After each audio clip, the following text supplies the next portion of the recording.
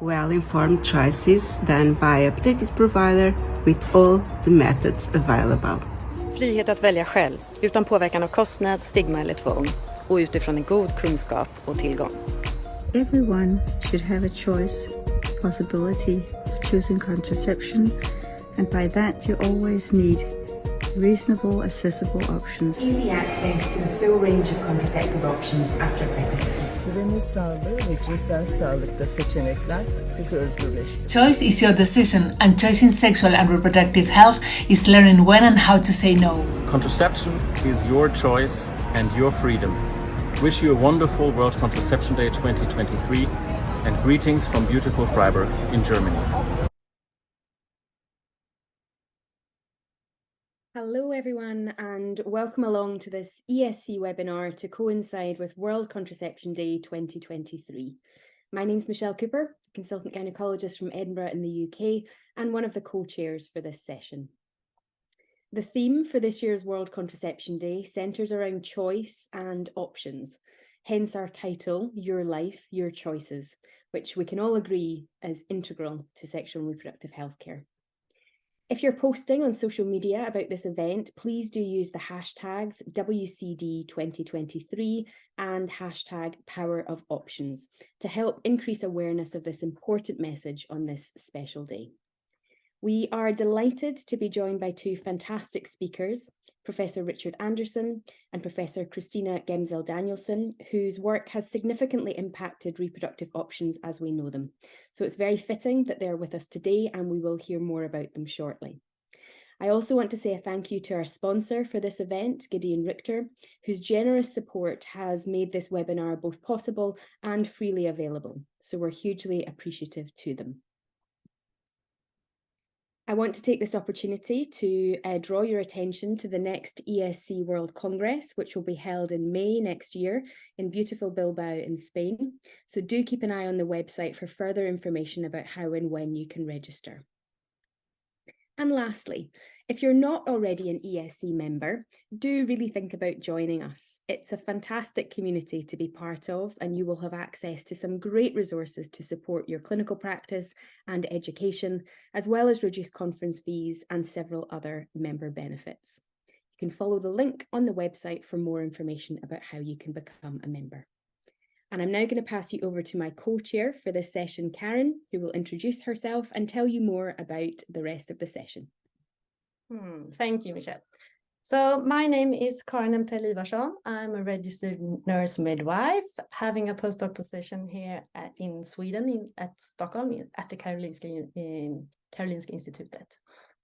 I'm also working at a youth clinic here in Stockholm, and I'm also a member of the Science and Education Committee within the ESC.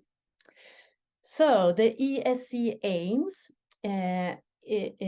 are to be a leading professional society working collaboratively in Europe and beyond to champion evidence-based education and research in sexual and reproductive health and rights, including facilitating people's informed decisions in choosing and using contraception.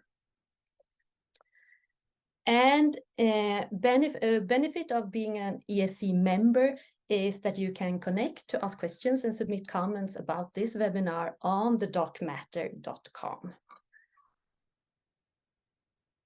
And you are very welcome to this webinar and some practicalities. We have the Q&A button, so please click on that to ask your questions. And you can also upvote each other's questions. So just click on thumbs up, the sign on that. A selection of questions will be addressed after the presentations. However, unanswered questions will be addressed and added to the ESC website.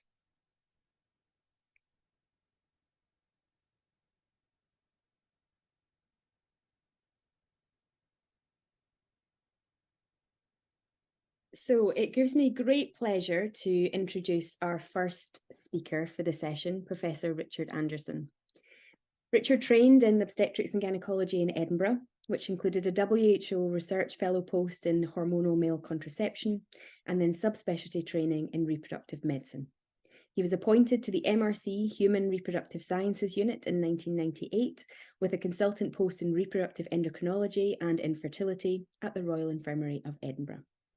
He was appointed Chair of Clinical Reproductive Sciences at the University of Edinburgh in 2005, and over subsequent years established a research group investigating the female reproductive lifespan, as well as several clinical studies developing our understanding of novel neuropeptides and human reproductive function in men and women.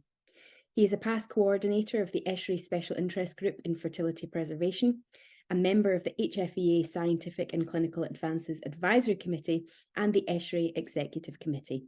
And we are delighted that he's able to join us this afternoon to talk about where we are at with contraceptive options for men, something that I'm sure many of us will be eager to find out more about. Over to you, Richard. Michelle, thank you very much indeed for that introduction. I hope you can see my slides okay. And also many thanks to the ESC for the invitation to join in celebrating World Contraception Day, which is fantastic. So yeah, I hope to give you a bit of an update about where we are in development of new methods for men. I don't have any particular relevant disclosures other than I have been and continue to be an investigator in this field. So you'll all be painfully aware of how limited the choices are for male contraception at the moment. But what's striking is that actually at some point in their sexual lives, pretty well everyone has experiences of male contraception. So it's not a rare or esoteric thing. It is something that everyone knows and uses about, and yet the choices are extremely limited and really haven't seen any significant developments for many, many years. But the male reproductive tract is actually full of potential targets that we could approach for male contraception. There's the endocrine control, essentially the same system as in the female, with the gonadotrophins driving hormone production and gametogenesis. There are lots of targets within the testis reflecting processes specific to spermatogenesis and meiosis that go on in terms of producing all the millions of sperm that are produced every day. And there are potentially post-testicular targets. And of course, that's our old friend and favorite, the vasectomy. But there are also lots of biochemical processes that go on in the epididymis that are related to sperm maturation that are actually very specific to the testis and don't occur anywhere else in the body. So despite these lots of opportunities, we still haven't had huge progress. All the progress in clinical trials is really in the field of the hormonal approach, and this goes back a long, long way.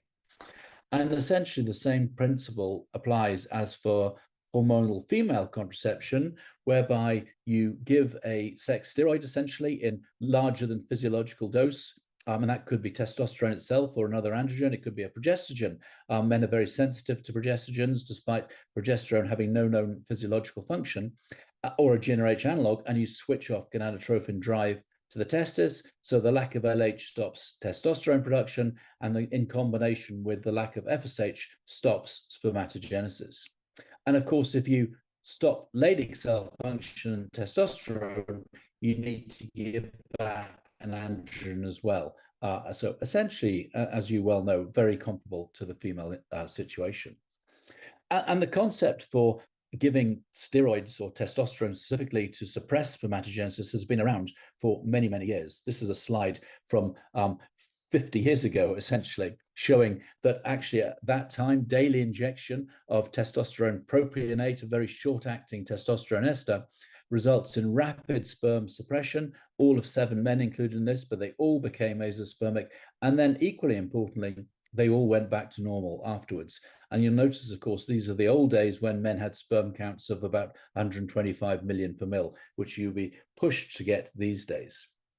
And essentially, we've been refining and replicating this type of study for many years since. And there were a whole bunch of studies undertaken through the 70s and 80s to look at different mechanisms and different approaches, and including testosterone with progestogens. But it was really a couple of WHO studies in the late 80s, early 90s that really moved the goalposts to really showing that this could work as a contraceptive. So they didn't have a product. They were using weekly injections of testosterone and ananthates. But what they wanted to know was, could hormonal suppression of spermatogenesis be a contraceptive? So they did two studies, one where men's sperm counts were followed until they went down to azoospermia. And actually, that's 70% of the guys, 30% don't suppress down to 0. And they then used that as an only contraceptive for a year in stable relationships. And there was one pregnancy, the paternity of which has been subject to some discussion, perhaps. And so that demonstrated that azoospermia was good. But how low did you need to go? Was 3 million low enough? And that was the next study. And you'd certainly know if you saw a guy in an infertility clinic who had a sperm count below 3, that was a pretty good cause of his infertility. But that's not the same as when it's someone with normal spermatogenesis and you're suppressing that down. So in this study, a rather bigger study, and of course, many more men entered the efficacy phase of 92% of guys rather than 70%, and they went on to use that as for contraception for a year. And overall, in that study, the pregnancy rate was a very respectable 1.4 pregnancies per 100 woman years. So really not far off what you'd get with the use of the combined pill. And indeed, even when you looked at just those guys who had some sperm present but below the threshold, the pregnancy rate was about 8, which is at least as good as condoms. So, overall, this was certainly as good or better than any currently available reversible male methods. And these studies gave us a wealth of other information as well, such as how low do you need to go to have a good cutoff for contraception? Of course, that's a slightly philosophical question as much as anything else. But currently, the established norm is that sperm counts below 1 million are the target for a hormonal male contraceptive, and that will give a very low pregnancy rate. Quite why every man taking this type of preparation doesn't become azoospermic remains unknown.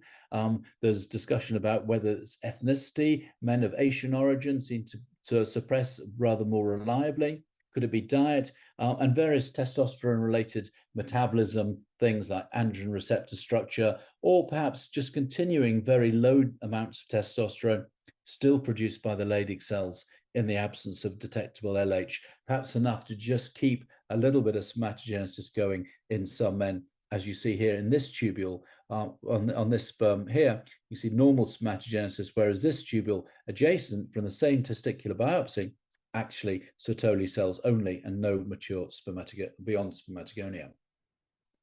So one of the problems in the field at that time was there was really very little interest pharmaceutical industry of testosterone preparations. We had Sustanon around for many years.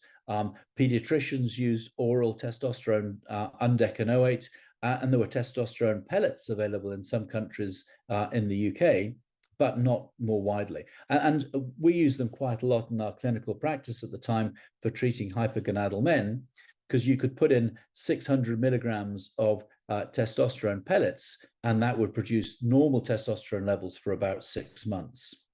And the pharmaceutical industry started becoming more involved. You remember this was the time when the male menopause was getting lots of publicity for good or bad, and companies developed gel was starting to become available, patches came and went, and even a little pellet you put on your gum also came and went. And we were using these testosterone pellets for our contraceptive trials because they had the best pharmacokinetics. They lasted many, many months rather than the Sustanon lasting just a couple of weeks.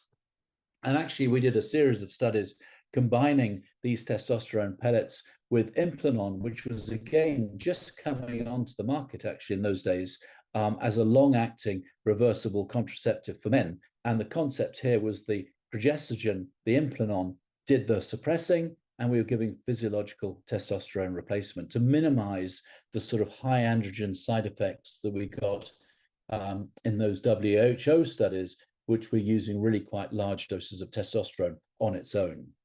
And in these studies, we were able to demonstrate that it really is the progestogen that does the work here. So you can see men's sperm counts falling with 1, 2, or 3 Implanon, and you can see really men need 3 of these Implanon to really get a good dose of ketogestrel. And you combine that with physiological testosterone replacement. And you can see with this combination, you're really getting very good rates of spermatogenic suppression.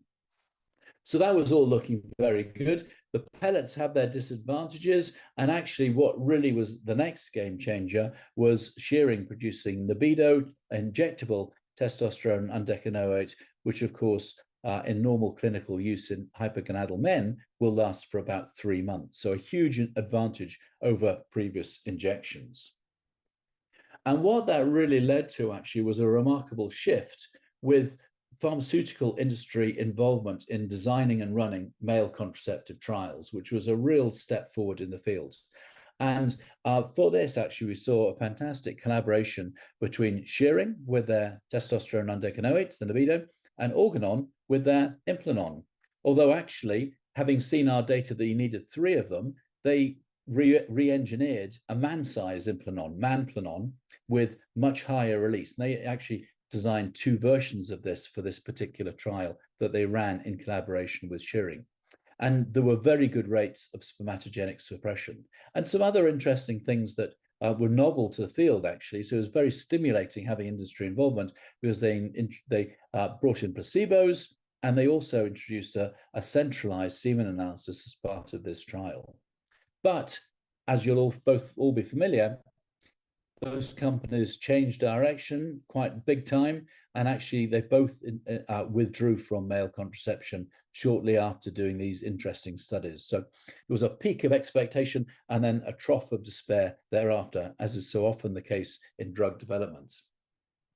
Meanwhile, WHO was moving slowly forwards and was also keen to explore testosterone undecanoate, libido, but their choice of progesterone was norethisterone. Been around a long time, huge experience with it. Slightly complicated drug endocrinologically, because actually it's converted into ethinyl estradiol as well. So you've got, perhaps a slightly more complicated metabolism. But this graph here shows data from colleagues in Italy, from Kristina Mereggiola, who explored different regimens of these 2 compounds, different doses, different intervals, showing that actually, if you gave them both at 8 weeks, you got really nice consistent suppression here for up to 48 weeks. And that led to the design of the next big WHO trial, which was exactly that regimen that Kristina had demonstrated: norethisterone, testosterone undecanoate, 2 separate injections given at 8-week intervals, but with the idea that in theory, at least, they could be combined into a single injection at some point in the future as a potential contraceptive. And the aim was to recruit 400 couples, and again, 1 million per mil as the cutoff, and then 52 weeks for couples using that as their only contraceptive. So excellent suppression, very, very good suppression. Just about everybody, 96% of men entered the efficacy phase, and the great majority went on and completed the whole trial. There were a couple of conceptions, 4 pregnancies overall, all within the relatively first few months of the study. 2 actually had a sperm count of less than 1, and 2 in guys where there was the thought that they had shown a little bit of rebound above the threshold, despite ongoing injections on time. But overall, as you can see, an excellent contraceptive regimen here, a Pearl index of 1.59, just really as good as the combined female pill. Now, this study has had an awful lot. It's had more newspaper articles written about it than most of us have had hot dinners. I've lost count of the number of times journalists have rung me up and said, "Oh, wasn't that study a disaster?" Well, no, it wasn't. It was an absolute success. But the reason it's got the controversy is because it was discontinued slightly early because of concerns at WHO over some of the side effects. And they were mood related. But actually, if you look at the number of men who discontinued the study due to side effects, it was remarkably small. There were a few, but overall, actually, only 6% of men withdrew because of side effects. And I think for a novel contraceptive study, that's actually incredibly low when it was a pretty arduous study, lots of visits, lots of injections, and really quite a complicated study to take part in. So overall, it was a significant success. But it hasn't really got further than that. And what has really taken over as the leader in the field has been work by the NIH, CHD in the US, in combination with the Population Council, who have really taken a different approach. Actually, they've taken forward the idea of men doing their own self-administration of contraception. And so for this, they've been exploring testosterone gel, which is much more widely used in the US as a HRT for men than injections are, and with the novel progesterone or segestrol, as it's also known. And this is a population council progesterone. And it's extremely potent.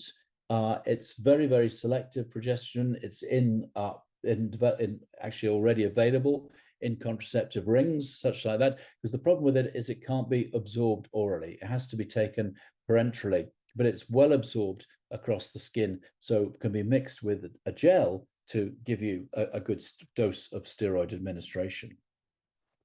And in preliminary studies, what the NIH and the Pop Council demonstrated, and this is work led by colleagues in Los Angeles and Seattle, Kristina Wang, Stephanie Page, and colleagues, they showed that at different doses, you could get great sperm suppression with men rubbing this gel on every day.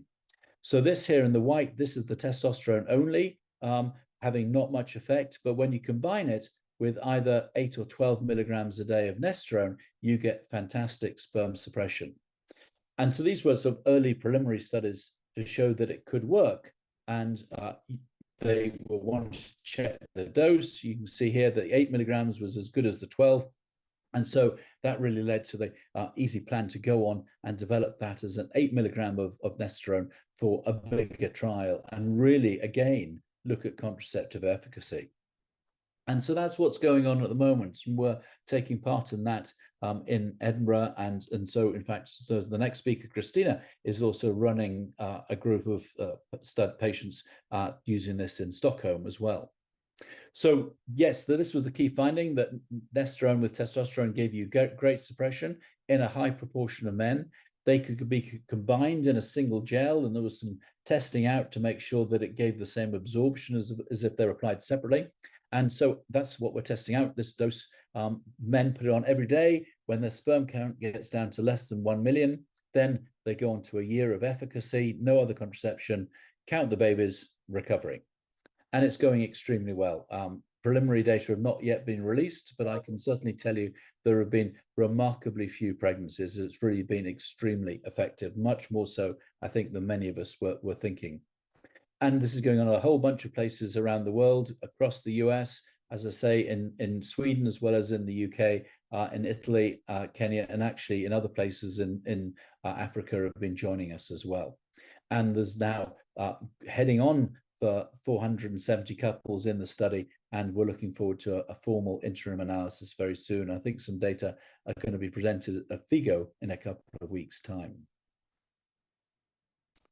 So what else is on the news? So that's where we stand in terms of big clinical trials, but there are lots of other things bubbling under. There are other synthetic potent androgens. There are some of these DMA, they combine, this is the one, the MNTDC is also a progestogen as well. So one drug can give you both the progestogen and the androgen and last for a long time.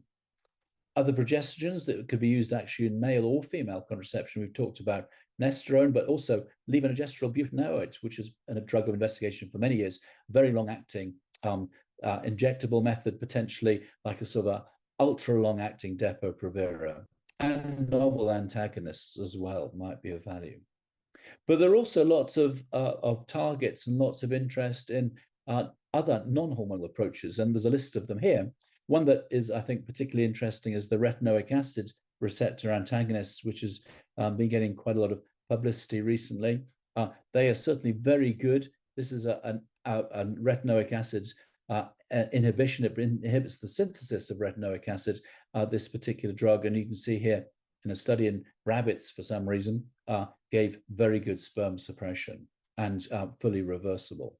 And there's a whole lot of synthetic versions of drugs that either prevent the production of retinoic acid or, as here, actually are receptor antagonists that are very good sperm suppressors. And there's a couple of groups in the US that are doing a lot of work in this, including one that was reported quite widely in the newspapers not long ago, oral, highly effective, fully reversible method in mice.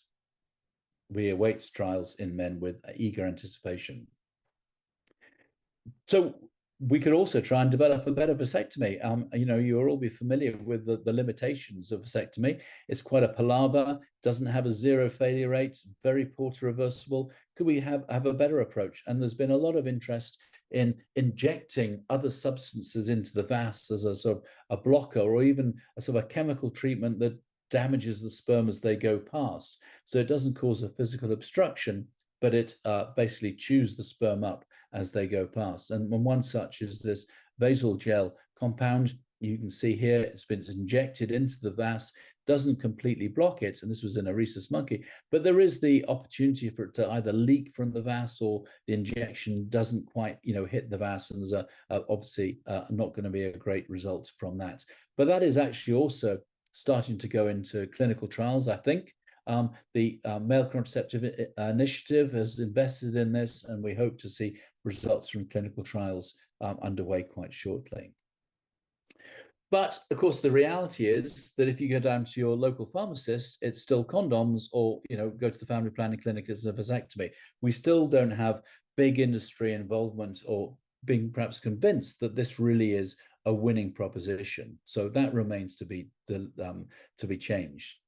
Regulatory wise, it's a novelty. The FDA have never had the need to work out how to approve a male contraceptive that wasn't a barrier method, essentially. It does have the slightly strange situation as one person is taking the drug to prevent someone else getting a condition. And there are obviously issues with it takes a little bit of time to work, but of course, so does a vasectomy. And not all men are responders. So these are all issues that we need to try and improve. But they are in large clinical trials. The hormonal methods are very exciting, but not yet in clinical trials. But I think there are now sufficient breadth of activity there, is that, this will come to fruition. These non-hormonal methods, I think, are also extremely interesting and will happen one day. But I think what really is driving this is, of course, is that what's so striking about talking to couples who are taking part in the studies is the enthusiasm of the female partner, that they want this to happen. They want to share the burden as well as the responsibility for contraception. And so, we see fantastic enthusiasm in our trial participants who want to do this. So, which is great to see, even in really very young couples, there's couples in the early to mid 20s who have to use this as a contraceptive for a year, and they are just loving it. So thank you for the opportunity, and I hope it won't be too long before this domestic scene is changed to one of reality. Thank you.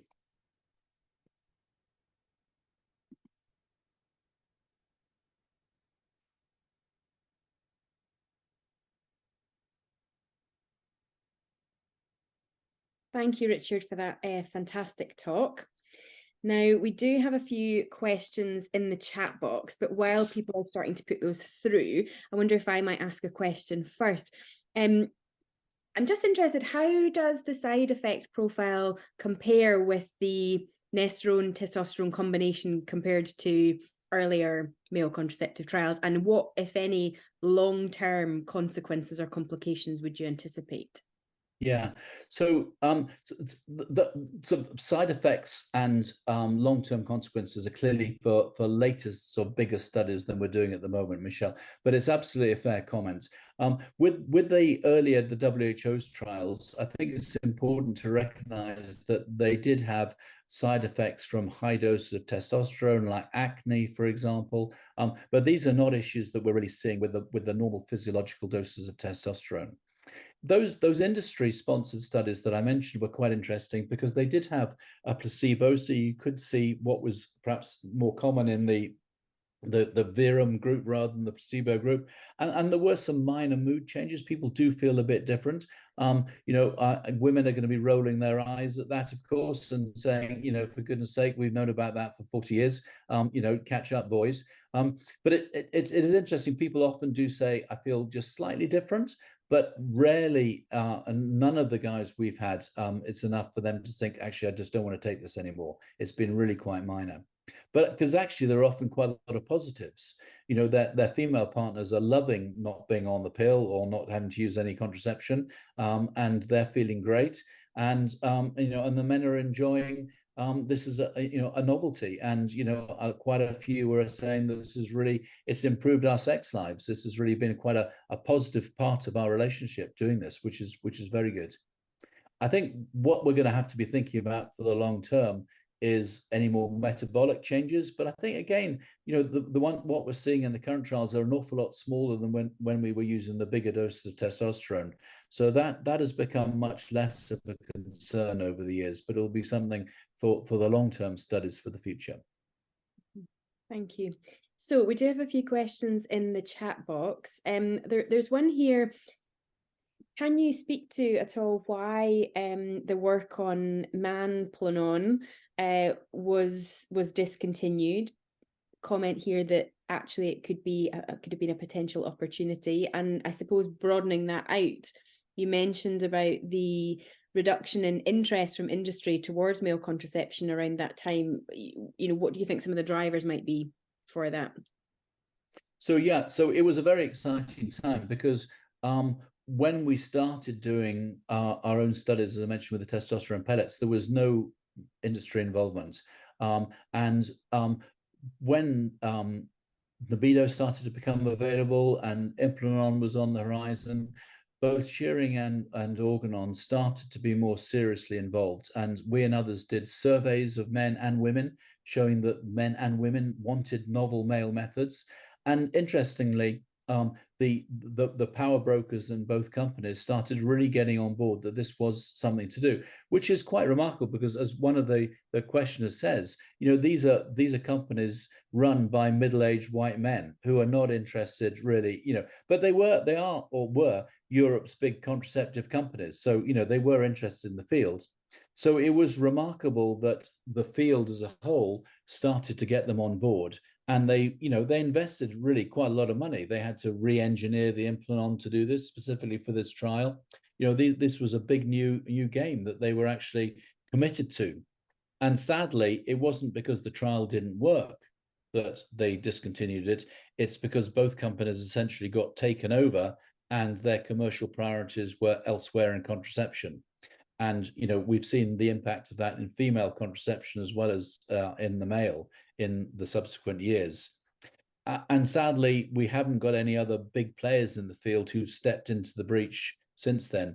But you'll be familiar with the fact that the Population Council have taken products to the market before. The original implants were a Population Council preparation, and now we all think of it as being Nexplanon. It's as common as anything, but that was originally the Pop Council who got that prototype on the market. So we hope that with the big trials that are going on at the moment, sufficient evidence will be presented that this really works and enough people want to use it. Yeah, thank you. Another question here. In Switzerland, there's a trial at the University of Geneva on thermal male contraception, and that many family planning centres are offering this as a non-hormonal option. Do you have any thoughts or comments on that? Yeah, gosh. So actually, this is something that's been around since about the 60s, actually.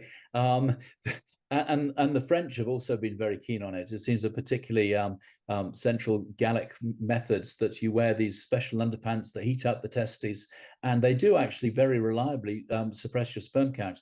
But they haven't really got caught on elsewhere. You have to wear them actually for I'm not sure exactly, but something like 18 hours a day or 20 hours a day. So they're not quite so user-friendly as you might think. But certainly, they don't have any other side effects. They don't affect hormone production. So for some men, they certainly seem to work and fantastic, because we're all about opportunities and choices here. We don't want to say that one is the right answer. It's about lots of options, then people find the right one for themselves. Yeah. And I suppose then one final question, and this is a bit of a tricky one, and you've spoken to it a little bit already, but the question is, someone has asked that they would like to hear more on why you think there are so fewer options available for male contraception. There's a comment that decision makers are overwhelmingly male, and a feeling that may be one of the primary reasons, as you mentioned earlier, for the limited advancement of male contraceptive options, but also this idea that contraception is a female responsibility. Do you have any comments, Richard, you want to make on that? Yeah, so it's provider barriers. Yeah, I think this is these are very significant concerns. And I think if you go back to when we were just started those WHO studies and thereafter, so in the 1980s, that is actually, a time when, things have changed a lot since then, but it was absolutely the case that the contraception was a female business. And, and also from women, when I remember doing dozens of radio interviews where the guy would say, well, I'm going to walk down the street and I'm going to ask 10 women if they trust a man to take the pill, and they're all going to say no. And they did say no. But when he asked them, would you trust your partner to take the pill, then you sometimes get a different question. But yeah, so there has been a perception that actually women want to retain control because they don't want to be relying on someone else, and then they're the ones that are left, carrying the pregnancy.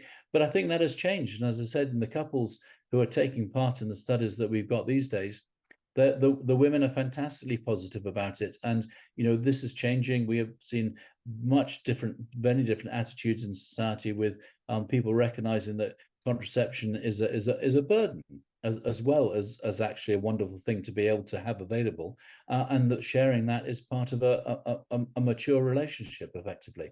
So I think we still have a bit too much of the men running the show and being reticent about this, but things are changing. Yeah, for sure. Thank you so much, Richard, for I'm sure everyone will agree, a fantastic talk, a great overview, and I think we can all watch this space to see what happens over the coming years. So thank you again for joining us this afternoon and for answering all the questions. I know that, Richard, you do need to nip away, so we'll not be here for the rest of the talk, but thank you again for being with us. Been a pleasure. Thank you very much. Thanks to the ESC for organising this.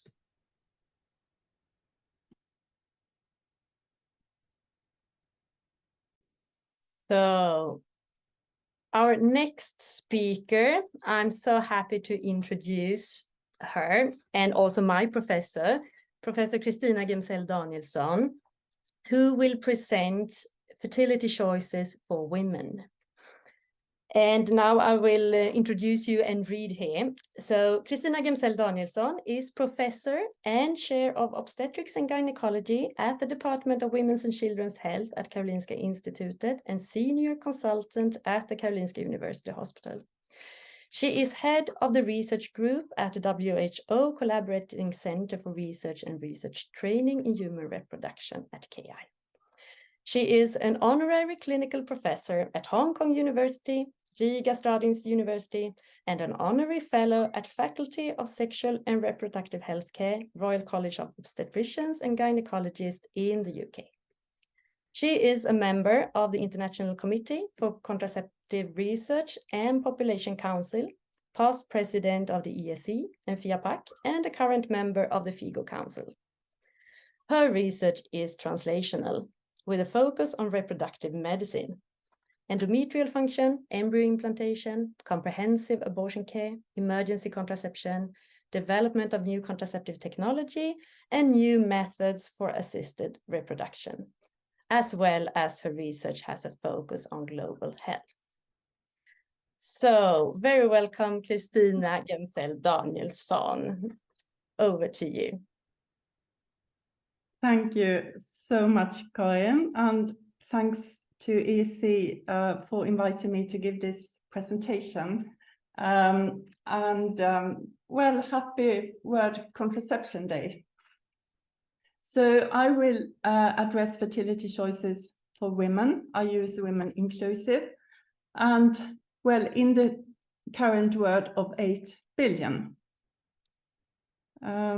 These are my disclosures. And this is an overview of the presentation. So I'll start with current trends in the global population, reproductive autonomy, opportunities and challenges. We have a lot of those. And then I will talk about recent or ongoing development, mainly in contraception. So the key trends related to global population that we see today, it's that the world's population steadily is steadily increasing for centuries now, but slowing down in recent years. It is expected to continue increase until 2100. What has just happened is that India now has overtaken China with approximately 1.5 billion, and the largest growth is seen in Africa. We have an aging population, life expectancy is increasing, fertility rates decreasing, we have more older adults than ever before, and fewer young people to support us. Urbanization, so more people are moving to cities, and this is also expected to continue as people seek better job opportunities and higher standard of living. Then we have gender imbalance, for example, in China and India, where in some regions where more men than women live due to the cultural preference for male children. And we have migration. People are moving between countries or regions because of political instability, climate instability, to seek opportunities and safety. So fertility rates, that's defined as the number of children born per woman in a population. And as I said, over the past few decades, global fertility rates have been declining. In the 1960s, it was around 5 children per woman, and today it's around 2.4 children per woman. But obviously we have a huge regional and national variation. So some countries in sub-Saharan Africa, we still see fertility rates above. And in Europe, many countries, and Asia, below the global average. So there are several factors that have contributed to this decline. Improved access to education, particularly for women, with increased opportunities.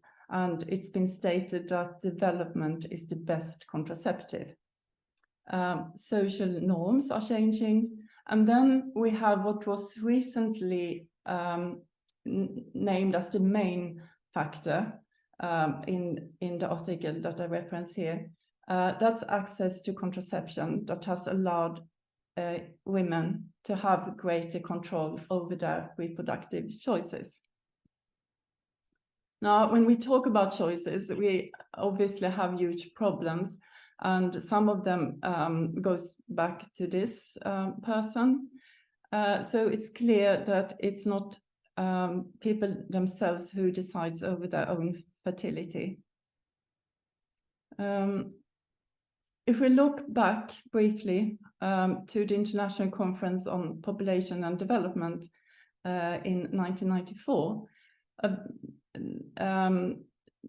very important achievements were made, and it was agreed that all individuals have the right to make informed decisions regarding their sexual and reproductive health, free of coercion, discrimination, and violence.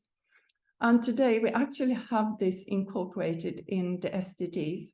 So number 3 is good health and well-being. And then number 5, which is gender equality, also has a sub-goal that by 2030 ensure universal access to sexual and reproductive rights as agreed in accordance with the Programme of Action of the ICPD. So this is extremely important.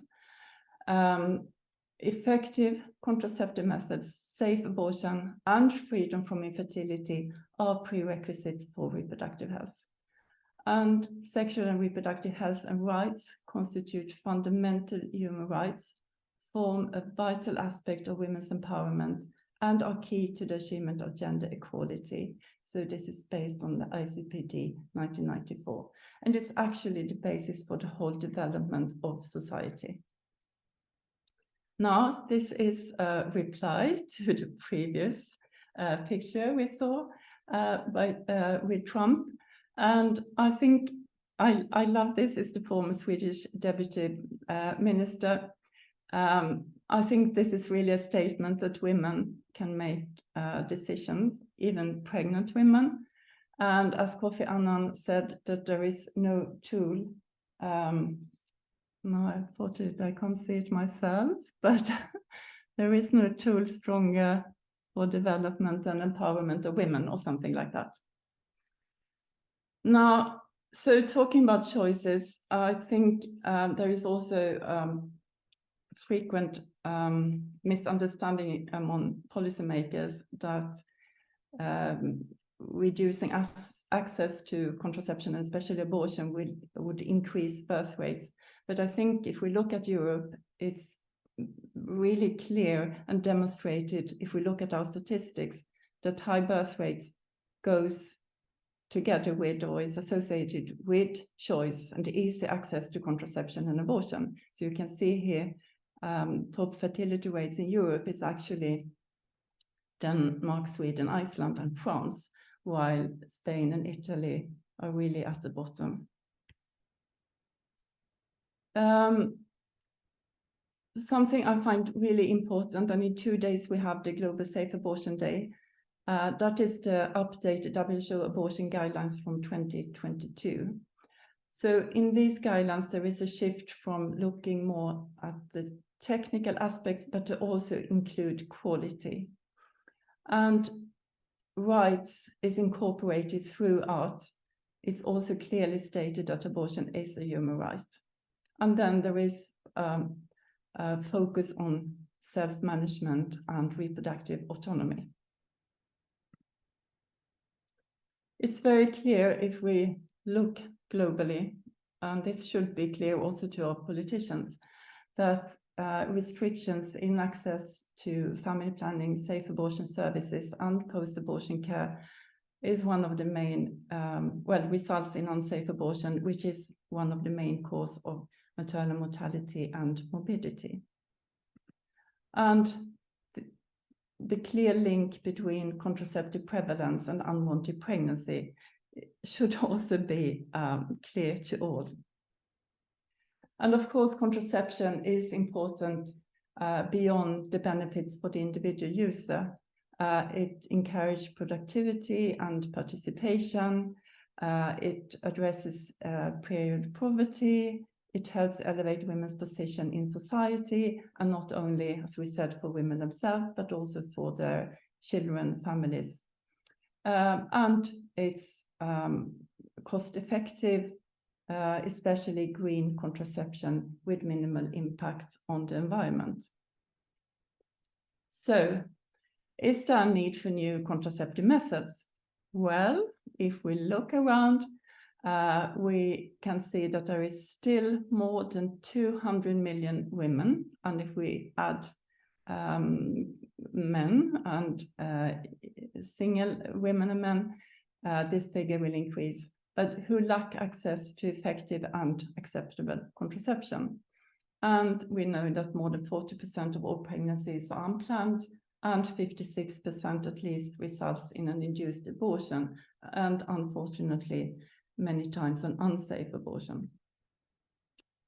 So if we look briefly at a short list of unmet needs in contraception, I think this could be longer, but I think we need improved, safe and green methods with added health benefits, on-demand methods as well as LARC methods, methods for dual protection, and as we just heard, reversible methods for men, long-acting, also non-hormonal methods, contragestion, and we also, of course, need improved access and use of existing methods, and that includes post-abortion and postpartum.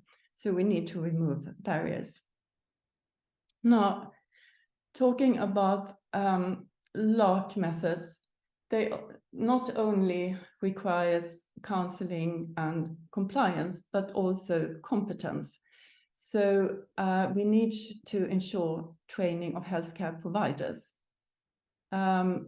We know how important it is with correct placement to ensure performance and also to facilitate removals. And this goes especially for the implants. These photos are from Uganda, and it's a study that Karin was involved with. So here we looked at a standardized way of removing implants. So implant is now the most popular method, and our mobile teams inserting implants, but the problem arises when women want to remove an implant. So we are looking at this new device, but also possibility to task share implant removal to primary care level. Also, the combined hormonal methods there are also efforts to make them long-lasting, maybe not long-acting, but long-lasting. And this is an example with the contraceptive ring developed by Pop Council. Aloe vera, unfortunately, not available in Europe so far, but this is one ring that contains enough ethinyl estradiol and estrone to be used for 13 cycles, so that's 1 year. The ring technology and ongoing studies also allows dual protection, and that is a ring that is not only used for contraception, but also loaded with antiretroviral agents to protect against HIV, or it could also be other sexually transmitted infections. We also need to improve safety of the combined hormonal methods. So focus during later years have been to include natural estrogens. And the latest one is estetrol E4 that is now available in a combined oral contraceptive pill. Estetrol is not new. It was discovered by Professor Egon Desvalusi at Karolinska Institutet in the 1960s. And, but he didn't really know, and we still don't know, the function of this fourth estrogen. It's intriguing. It's produced only during pregnancy. It's an enzyme in the fetal liver that is necessary to convert E2 to E4. And after birth, these enzymes disappear. During pregnancy, the levels and concentrations in the pregnant woman's blood corresponds to 55 milligrams estetrol per day. Now in the new pill, it's 50 milligrams per day. So I think this is a sign of safety. What's also interesting with E4 is that it has completely different mode of action compared to other estrogens, that it's an antagonist on the membrane ER alpha in the liver and the breast, which means that it blocks estrogen action in these organs. But it's an agonist on the nuclear ER alpha. So it has the estrogenic activity that we're used to from EE or E2 in vagina, endometrium, bone, and cardiovascular. So when it comes to safety and venous thromboembolism, it will take many years until we have the clinical data on VTE associated with the new pill. And I really wonder if we can afford to wait this long. And I think that we could look at the biological action and actually also to functional assays. And this is an ETP-based APC resistance assay. So it demonstrates induction of APC resistance by different combined pills and with known VTE relative risk. And then Drovelis, the new pill, is indicated here. So you can see far below the gold standard EE 30 microgram LNG 150 pill, and closer to the relative risk for VTE in women using no combined oral contraceptive. So my opinion is that it's actually time that we look at our clinical guidelines and that we should not wait. Now, if we look briefly at new drug delivery in contraception, we have methods that will allow on-demand or LARC delivery. So the microneedle patch, it has these really tiny microneedles that when they get in contact with the skin, so it's like a patch put on the skin, and then these needles dissolve and release drug or vaccine encapsulated in them. Then we have the microchip system. This chip is inserted under the skin. It can be on demand or it can be for longer time. So it could deliver 30 microgram LNG, levonorgestrel, per day for up to 16 years. And we have another possibility also for long time delivery, which is a vaginal ring. So both these alternatives could be controlled by the user themselves, using your smartphone to turn it on or off. It could also be controlled by a healthcare provider, or, and this is a little bit scary, by someone else. You really have to keep track of your iPhone.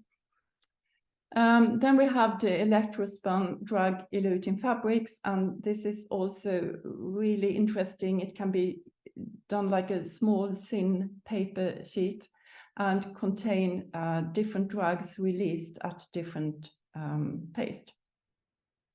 So promising technology for the future.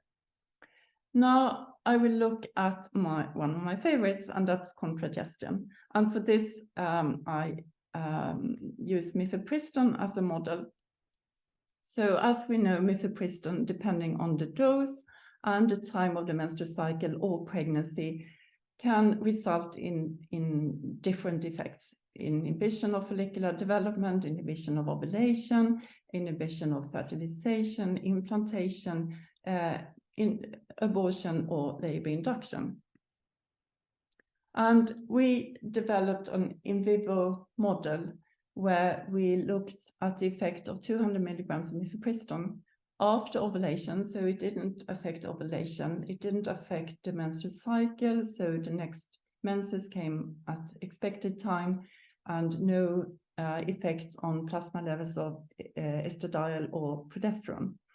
But at the time for endometrial receptivity, or the implantation window, you know, there is only a short window during the menstrual cycle when the endometrium is receptive and can allow embryo to implant.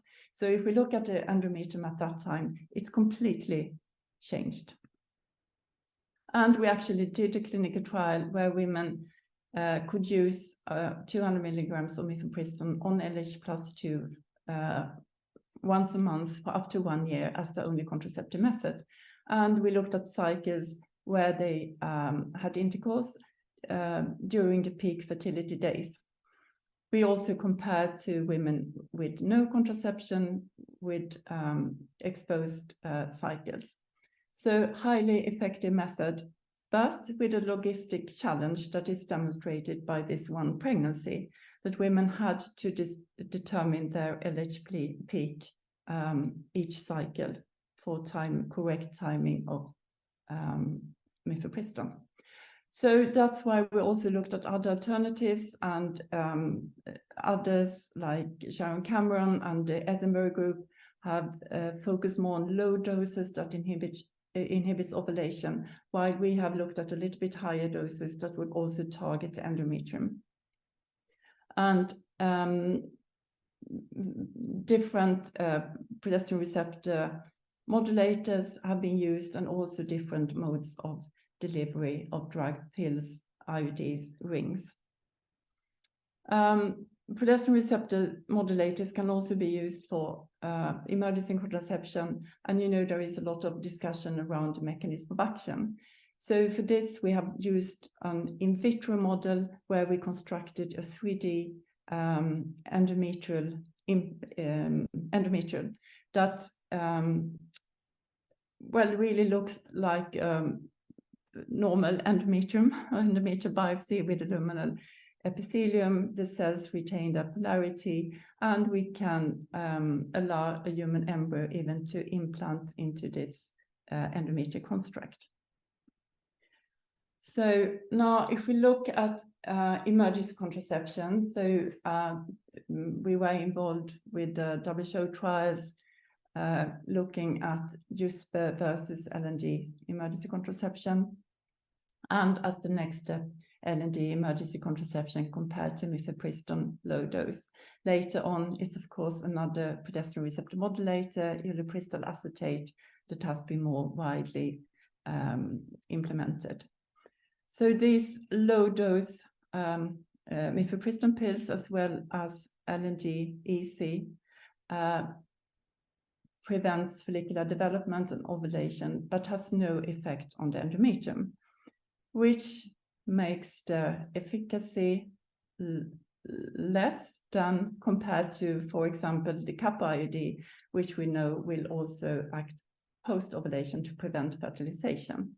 And here this is demonstrated by efficacy of EC methods as pregnancy's first month after the use of EC method among 1,000 users. So you can see LNG EC, little bit less effective than ulipristal acetate, LA or LA1, and then the most effective is the kappa IUD, which is of course also frequently left in place. But if we look at a higher dose of mifepristone, not a 10 milligram dose that is that was studied by the WHO, but 50 milligrams, we can't really see a difference between kappa IUD and mifepristone. And we believe that this is because the higher dose also targets the endometrium. Further evidence for the importance of target the endometrium is a recent study that we done. So the background is that LNG and ulipristal acetate EC is effective only when given before, but not after ovulation. So we have the in vitro data, and we also have data from clinical trials. And they prevent pregnancy by blocking or postponing the LH search and hence disrupt ovulatory process. But they have no effect on implantation. So therefore, our hypothesis was that if we could target also post-ovulatory action, we would increase efficacy. And prostaglandins are involved in reproductive processes, including ovulation, fertilization, tubal function, and embryo implantation. So, headed by PI Raymond Lee in Hong Kong, we did a clinical trial where women were randomized to receive LNG EC plus piroxicam, which is a prostaglandin synthesis inhibitor, COX-2 inhibitor, or LNG EC plus placebo. And the results confirmed our hypothesis. So with addition of piroxicam, almost 95% of pregnancies could be prevented compared to placebo, which was 63%. Sorry. Now, if we go back to mifepristone and the higher dose that we think will target both ovulation and endometrium, we have recently initiated a clinical trial. And in contrast to the once a month high dose, this is easier because women can take 1 tablet a week, so 50 milligram once a week as a regular contraceptive method. And this clinical multi-center trial is now ongoing in Moldova.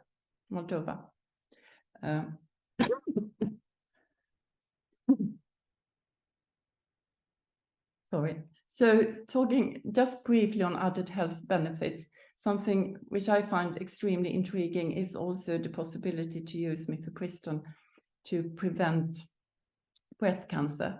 And this is based on data from animal studies and studies that we have done in human breast in women with BRCA mutation and wild type women. And we can see that the cells that give rise to mutations and the initiation of breast cancer development can actually be reduced by the use of mifepristone. So this is really promising for the future. Now, the next possibility with mifepristone is contragestion, or what could also be caused menstrual regulation. And this is treatment at or just before expected time of menstruation. So this could be just induction of menstruation. It could also, of course, be disruption of a very early pregnancy. And it could be used for regular contraception or for emergency contraception. And then we actually come to something that we call VMA, or very early medical abortion. So when it comes to VMA, the protocols looks very different, and there is no real consensus on how to treat these really early unwanted pregnancies. Nowadays, we have highly sensitive pregnancy tests. Pregnancies are detected earlier and earlier. So the question is this safe, or do we miss diagnosis of ectopic pregnancy? Is it effective? And I would say that this is a bit unclear. We actually don't have much data. So what we have done is a large multi-center, multinational trial, including 1,500 women with pregnancies of non-confirmed intrauterine pregnancy up to corresponding to 6+0 days of gestation or weeks of gestation. And the trial has just been completed. The first report will be delivered at FIGO in Paris. So for those who are in Paris, please come and listen on Thursday afternoon. Another thing that has really changed, and as I said, is endorsed by the WHO guidelines, is self-management. And the need for this was further stressed during the pandemic. And as you know, I guess FIGO endorsed the permanent adoption of telemedicine abortion services. I think it is really encouraging and interesting to see what has happened over the years. When we published the first paper on telemedicine provision of abortion, the Telegraph in UK reported this as something bad, dangerous, that women risk health by using abortion websites. Today, this has changed, and it's published by the same journal under Lifestyle. Abortion pills, everything you need to know. Where can you get the abortion pill? So attitudes have changed. It has taken some time. And in conclusion, we need to ensure sustainable population growth, but I think that it's important that we do this by maintaining choice and reproductive autonomy, and that policies should be based on evidence. We need to work on removing stigma, because that's so dangerous. We have to consider climate changes and its impact on fertility and sexual and reproductive health and rights. And we have to ensure access to contraception with improved education, autonomy, reduced poverty, from very early to much later, which I would call contragestion. So thank you, thanks to all collaborators, and happy World Contraception Day, and in 2 days, happy, safe Global Abortion Day. Thank you.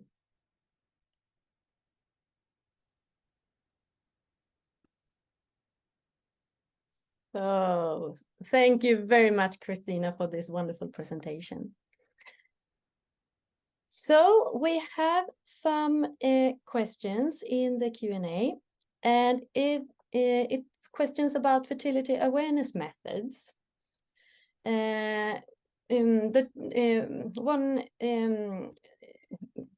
One comment is that the 2-day method is quite effective, and that the symptothermal method is also quite effective according to the WHO. And in my experience, the writer says, these natural effective options are rarely presented. And why is this? And also a question about the fertility awareness methods that the participant would love to hear your opinion, Kristina, on the future of using apps for pregnancy prevention, with challenges and potential risks, etc. Yes, I'm sorry. I actually deleted the slide I had on these methods because I didn't have time. But I think there is some new development, and it's a balance how much input, because that will also increase complexity and maybe user friendliness. But I think the apps, and maybe combined with a device that can help to measure at least body temperature, maybe give some other inputs, is a future possibility. So I think with the future we will see increased efficacy also, or effectiveness also for these methods, and I absolutely think that they should be part of the contraceptive smorgasbord. Yeah, so thank you. And also I had some questions about that you have presented new research on fertility choices. And for example, you presented the use of mifepristone as a potential regular contraceptive method, as an emergency contraception, but also as a contragestive method at or just before expected time of menstruation, and also as an abortion method. Is mifepristone the ultimate pill, the ultimate fertility choice? And are there any negative aspects of using mifepristone? Are there any, or which obstacles have you met related to research on mifepristone? Well, some obstacles. Yes. Well, obviously it's politically sensitive since it's known as the abortion pill. And I think that has really slowed down the development. But I think, yes, I mean, as is demonstrated by this nice graph that I got from Regine Citroquet, I think it holds so much potential.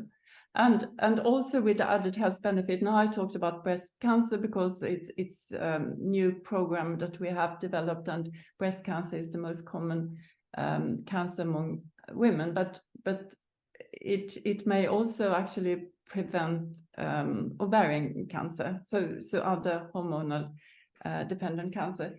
And we know that it can reduce heavy menstrual bleeding, pain, uterine fiber. So I think it has added health benefits. It has potential to be used really flexible, especially maybe in the 50 milligram dose. That's what I think, for emergency contraception, for regular contraception, for contragestion. But of course we need more data. That's why we need to do studies, and it's been really difficult to get approvals to do studies on mifepristone because of the political sensitive issue around abortion. Yeah. Thank you. And also another question here in the chat. Thank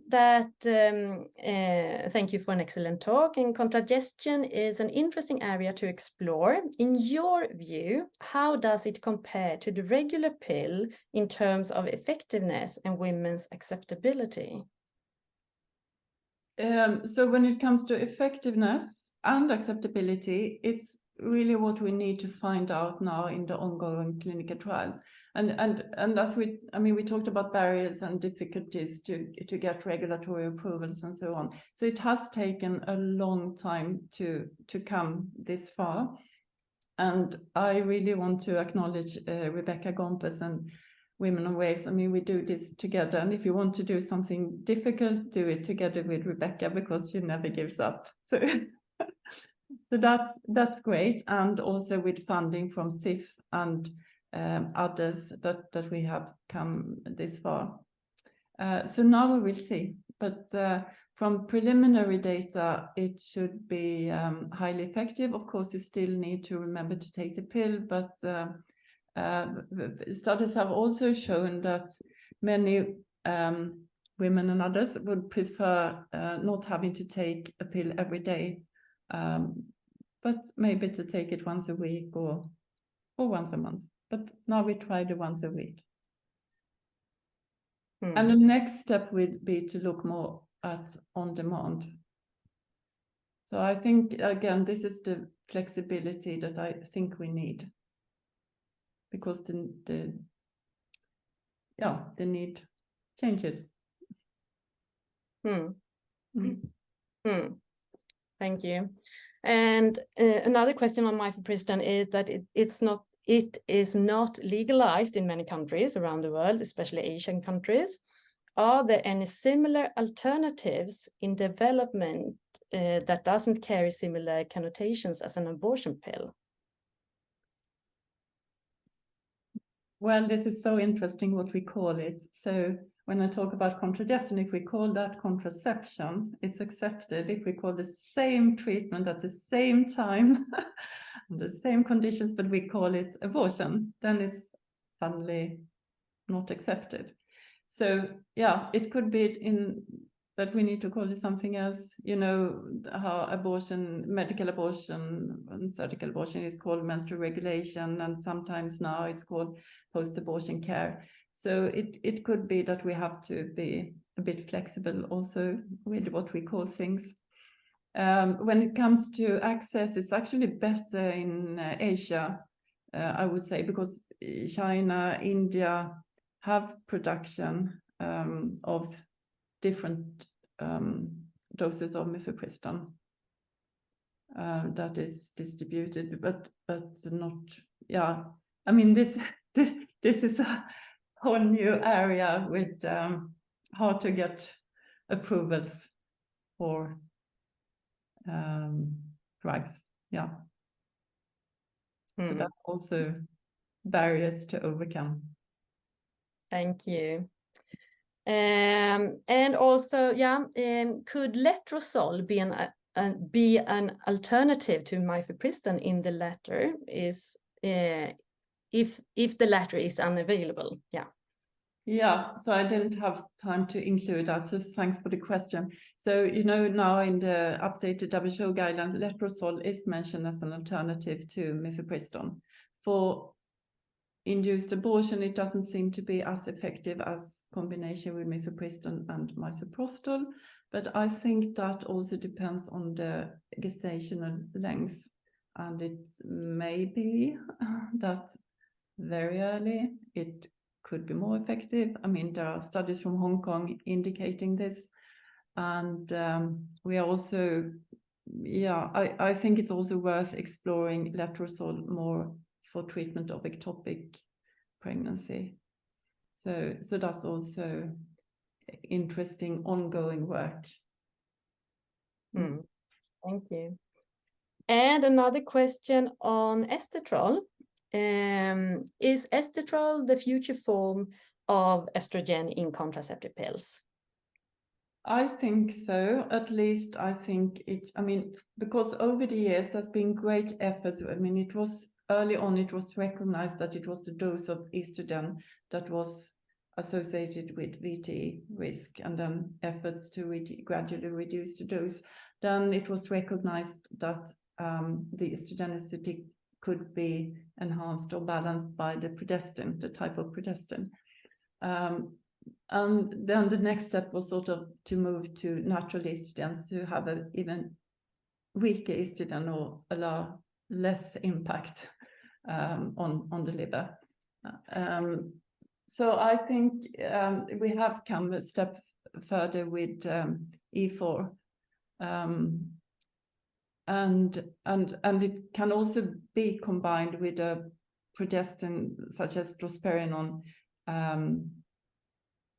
that is anti-androgenic without increasing the risk for VT, and then with the good properties that we know that drospirenone holds. So Yes, and that's why I say I think it's time now when we have this possibility. I don't really think that we can afford to wait for another 10 years or more to get the phase 4 or real world data. I think we have enough evidence to now make this the sort of first choice, and maybe we move down to EE pills to third choice. So that would be, I know I'm speaking a little bit out of, but I mean, this is my opinion. And then we need to see if others agree and if we could update clinical guidelines. Yeah. So thank you very, very much. And now let's see. Yeah. So a big thank you, Kristina, for excellent talk. Thank you. And I would like to announce also or address that this webinar is recorded and will be available on the ESC website, which means that you can look at this or watch this webinar as many times as you wish during some weeks through the ESC website. Yeah, because we had some questions about slides and so on, but please go to the ESC website and watch the webinar many times. And lastly, we would like to thank all of you who have joined us here today, and also a big thank you to our excellent speakers, Professor Richard Anderson and Professor Kristina Gemzell Danielsson, and also to our sponsor, Gideon Richter. Michelle, do you want to add something before we end this webinar? No, I think you've said it all, Karin. I think just to echo a thank you to our great speakers, and it's so nice to have them speaking on that topic on World Contraception Day, which is a great opportunity for us all to celebrate the great work that we do, but also to recognise that there's still so much more to be done. Yeah. So once again, thank you all for joining us here today, and have a really happy World Contraception Day. And we say bye-bye. Thanks, everyone. Thanks.